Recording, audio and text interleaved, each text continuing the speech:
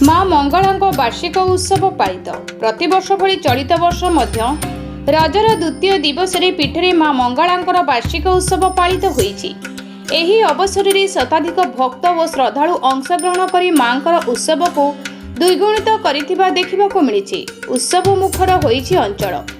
Bahanaga block Kasba Jaipur panchayat जिरीताल ग्राम में द्वितीय रज संक्रांति अवसर में बहु पुरातन माँ मंगलांक वार्षिक उत्सव तथा घट उत्तोलन कार्य संपन्न होईछि। विलंबित रात्रि पर्यंत एही पूजा रीतिनीति अनुसार अनुष्ठित होइतिला।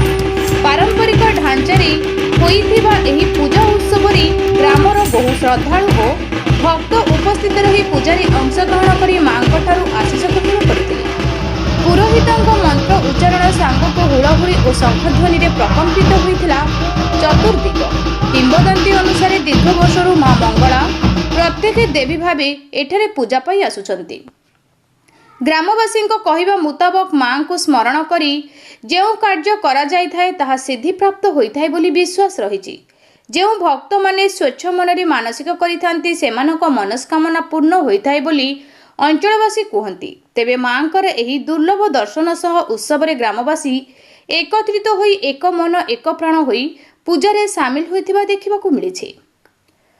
बाहानगारू महेश मल्लिकଙ୍କ रिपोर्ट लोकल न्यूज 7।